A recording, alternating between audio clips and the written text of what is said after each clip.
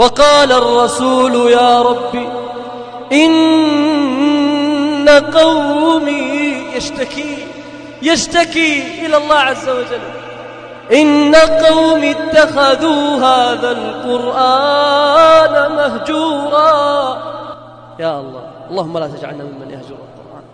يا من يراني على ذنبي فيمهلني، جد لي بعفوك إن الذنب أشقاني.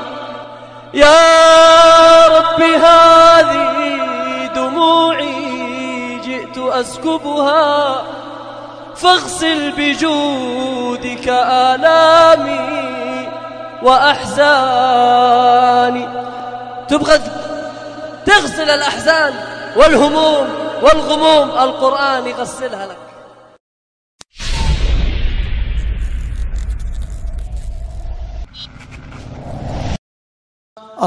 بشرى بشر يا شيخ، أبشر الشباب بشرى.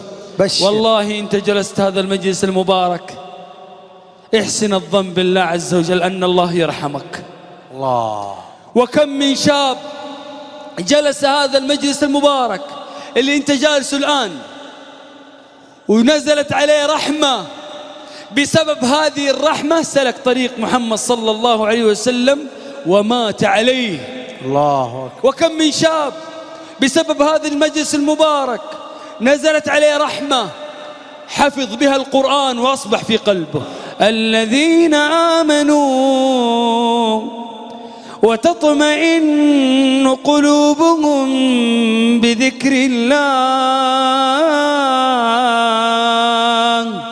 ألا بذكر الله تطمئن القلوب. الله. اسمع يا طفشان، اسمع. ألا بذكر الله تطمئن القلوب. اسمع يا مهموم. ألا بذكر الله تطمئن القلوب. الله. الذين آمنوا وعملوا الصالحات طوبى لهم وحسن مآب.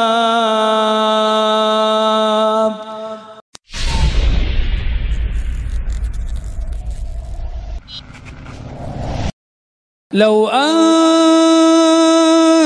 أنزلنا هذا القرآن على جبل لرأيته خاشعا. الله. لرأيته خاشعا متصدعا من خشية الله. لماذا؟ الله. وتلك الأمثال نضربها للناس لعلهم يتفكرون. يا أخوان، من عظمة هذا القرآن أن الله عز وجل أمر به أعظم الملائكة. الله أكبر. جبريل عليه السلام نزل به جبريل إلى أعظم من في الأرض محمد صلى الله عليه وسلم. الله أكبر. ونزل يا أحبابي في الله في أعظم ليلة في أعظم الشهور. شهر إيش؟ شهر رمضان. وفي أعظم الليالي ليلة القدر. والله إذا كان في قلبك تصبح أعظم الناس.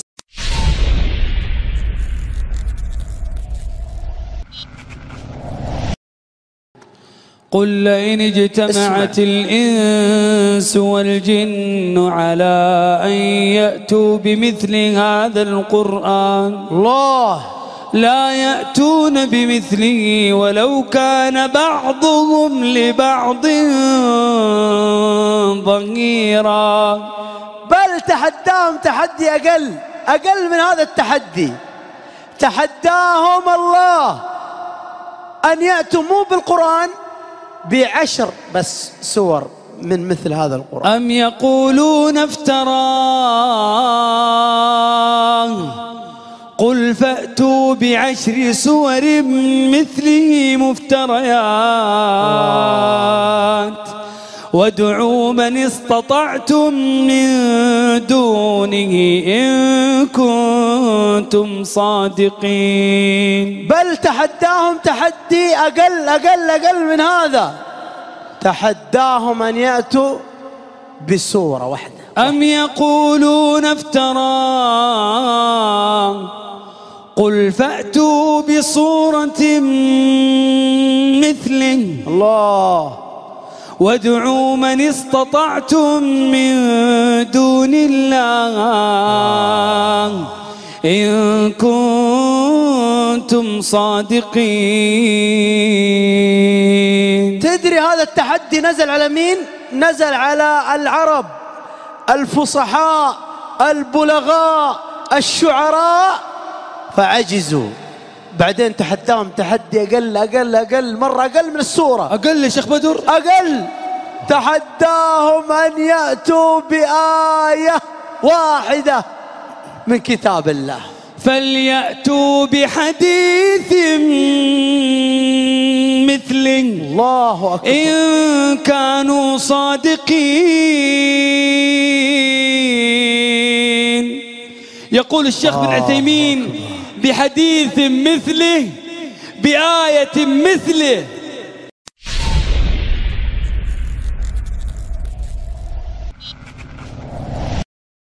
الله أكبر. الجن سمعوه، الجن سمعوا القرآن أتعجبوا، فكيف أنا وأنت ما نتعجب من هذا الكتاب؟ اسمع ماذا قالت الجن.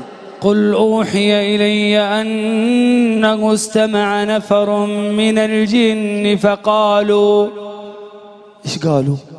فقالوا إنا سمعنا قرآنا عجبا يهدي إلى الرشد. الشاهد طيب هذا يهدي إلى الرشد، كثير من الشباب يعرف أنه هذا القرآن يهدي إلى السعادة والرشد والهداية. إيش قالت الجن؟ يهدي إلى الرشد فآمنا به ولن نشرك بربنا أحدا.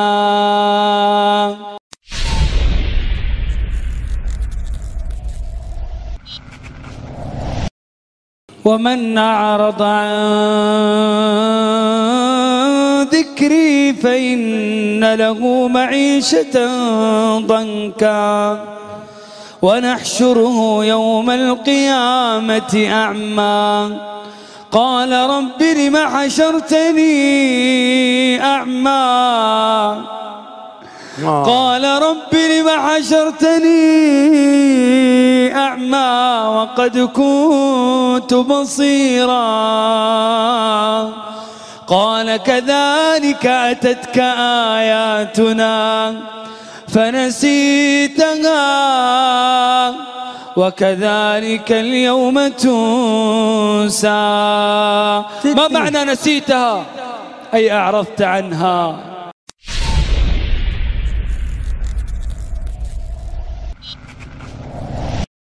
والله الإنسان إذا أقبل على القرآن يصبح قلبه سليم. الله. ليش؟ لأن الله عز وجل قال عن هذا القرآن أنه شفاء لما في الصدور. الله عز وجل ينادي جميع الناس فيقول يا أيها الناس. بالله اسمع، بالله تخيل لو أن ملكا من الملوك قال يا أيها الناس، الناس تسكت تسمع إيش بيقول الملك. الله. طب ملك الملوك يقول يا أيها الناس، يا أيها الناس اسمع، يا أيها الناس قد جاءتكم موعظة من ربكم الله وشفاء لما في الصدور وشفاء لما في الصدور. اسمع يا مهموم، وشفاء لما في الصدور. اسمع يا موسوس، وشفاء لما في الصدور وهدى ورحمة لقوم يؤمنون.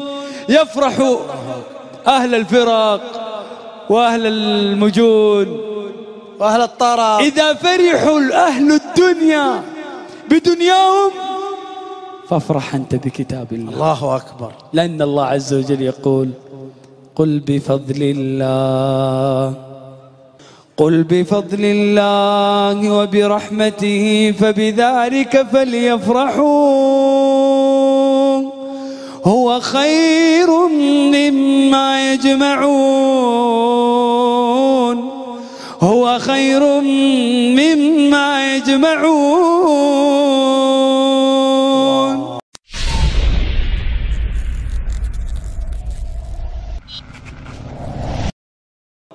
الله عز وجل يقول لقد أنزلنا إليكم كتابا فيه ذكركم الله أفلا تعقلون.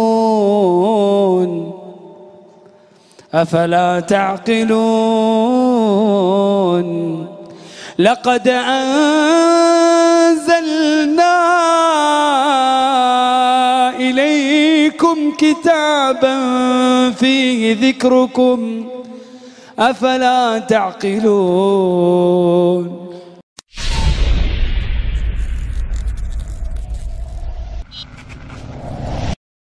وكذلك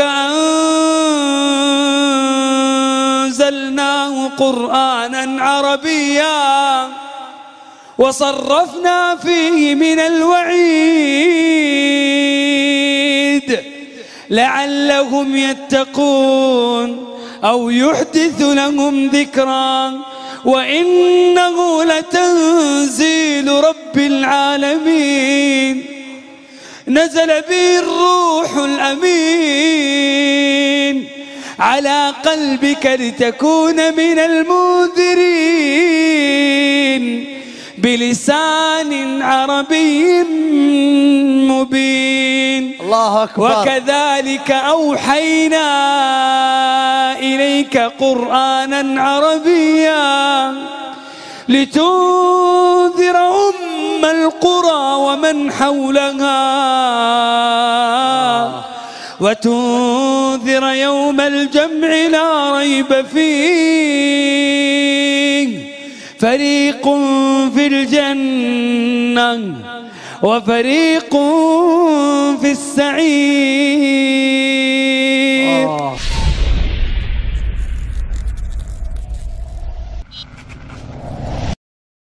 الله أكبر. يعني نحن بدون قرآن بدون روح أموات. الله عز وجل يقول أومن كان ميتا فأحييناه. كان ميت بعيد عن القرآن فلما نقبل القرآن أصبح حي. أومن كان ميتا فأحييناه وجعلنا له نورا يمشي به في الناس كمن مثله في الظلمات ليس بخارج منها كذلك زين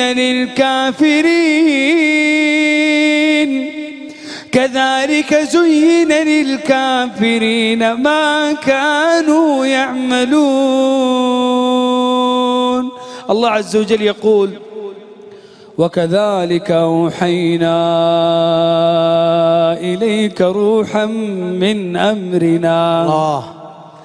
وكذلك أوحينا إليك روحا من أمرنا ما كنت تدري ما الكتاب ولا الإيمان ولكن جعلناه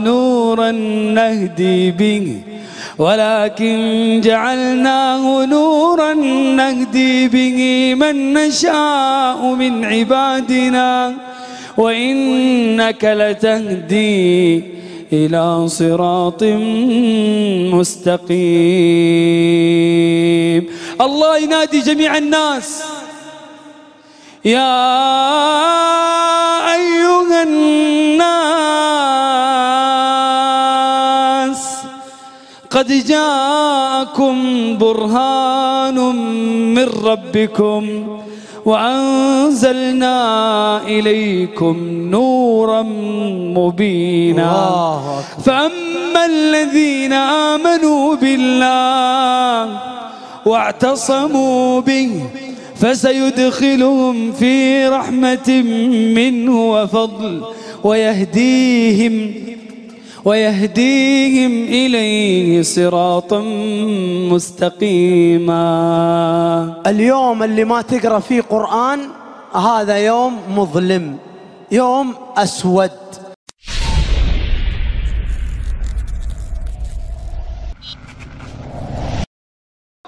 الله عز وجل يقول: إن الذين يتلون كتاب الله إن الذين يتلون كتاب الله وأقاموا الصلاة وأنفقوا مما رزقناهم سرا وعلانية يرجون تجارة لن تبور. الله أكبر يا شيخ منصور. ما معنى لن تبور؟ لن تضيع، لن تخسر عند الله. أنا أسأل سؤال: إيش اللي غرنا؟ إيش اللي بعدنا عن الله؟ إيش اللي خلانا بعيدين عن المساجد؟ إيش اللي خلانا بعيدين عن القرآن؟ تعرف إيش؟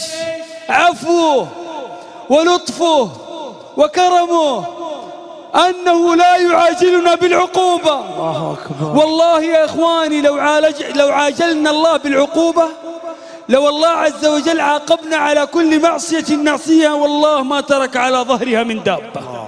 ولو يؤاخذ الله الناس بما كسبوا ما ترك على ظهرها من دابة ولكن يؤخرهم إلى أجل مسمى، فإذا جاء أجلهم فإن الله كان بعباده بصيرا.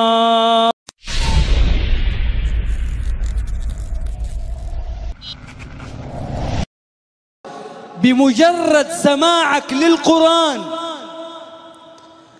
واستماعك لهذا الكتاب العظيم والله إنك ترحم من الله. الله أكبر. وإذا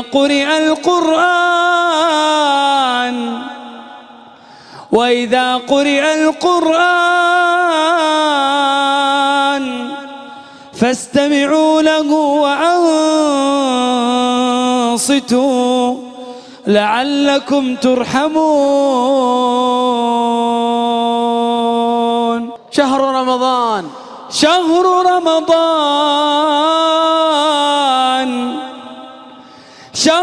رمضان الذي أنزل فيه القرآن. شهر رمضان الذي أنزل فيه القرآن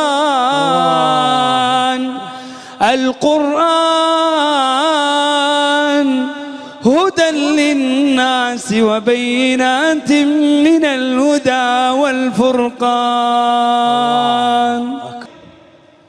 النبي صلى الله عليه وسلم 23 سنة ينزل عليه القرآن، ما نزل جملة واحدة بل نزل منجما مفرقا.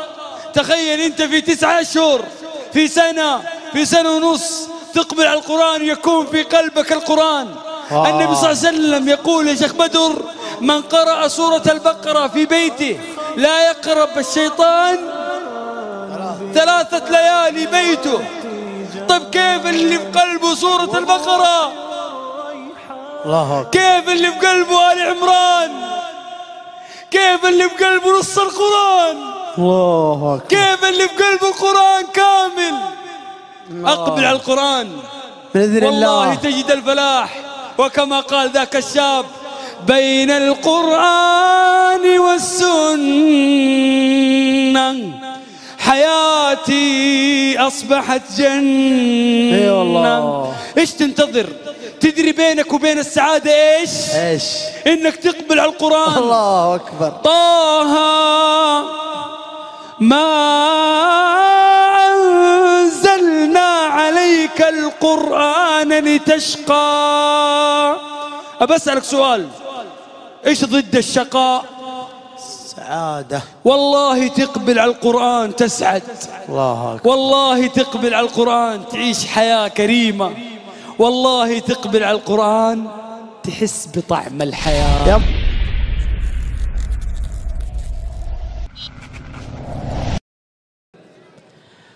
من البطل ومن الأسد؟